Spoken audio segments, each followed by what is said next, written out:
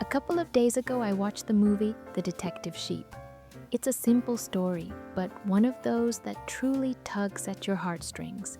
It's about a shepherd who dedicates his life to caring for his flock. He has given a name to each sheep, cares for them with affection, and at the end of the day, reads them detective stories.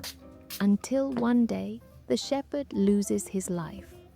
The sheep don't seem to understand the concept of passing away, and because dealing with such a painful feeling is so difficult, they decide to forget. Apparently, they have the collective ability to erase their memories. Just before they decide to erase their shepherd from their memory, a winter sheep appears.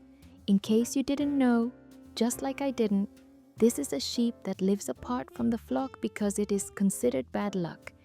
This sheep stops them from forgetting, because forgetting also implies erasing the good memories along with the bad. Thanks to that decision, they discover that their shepherd was the victim of a crime, and they manage to help the town's police department find the culprit. Reflecting on pain, what made me question this story was precisely that, the purpose of pain. And then I asked myself, if I had the option to erase the most difficult moments of my life, would I really do it? Many times there are memories so painful that, if we could choose, perhaps we would decide to erase them. But by erasing them, we would also lose the people we become thanks to them. Perhaps that is why Paul wrote that we can glory in our tribulations, because tribulation produces patience, patience, proven character, and proven character, hope. There is no transformation without a process, and processes hurt. They confront us with things we would rather avoid, tear down our certainties, and force us to grow in directions we would never have chosen of our own free will. A matter of design.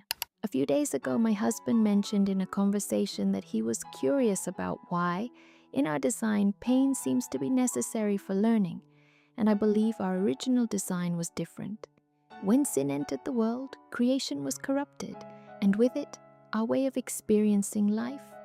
Perhaps that is why now pain has become one of the means God uses to transform us, because that hardened heart we all carry needs to be touched in some way.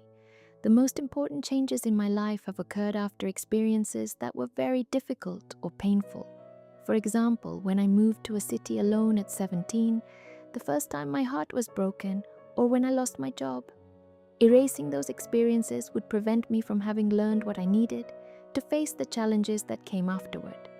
Many times, even unconsciously, I pray to avoid the process. I pray to avoid whatever causes me discomfort or pain. But more and more, I am becoming aware that what is truly important is not avoiding the valley, but being with Him while I walk through it. That while I cross the valley, God is equipping me with what I need to take the next step. I think of Joseph and how he was sold by his own brothers, falsely accused and forgotten in a prison. Many of the most painful experiences of his life were also the ones God used to prepare him. None of them seemed to make sense at the time, but looking back, they were part of something much greater. Perhaps that is why I try more and more to hold less onto understanding the process, and more onto trusting the one who accompanies me in the midst of it.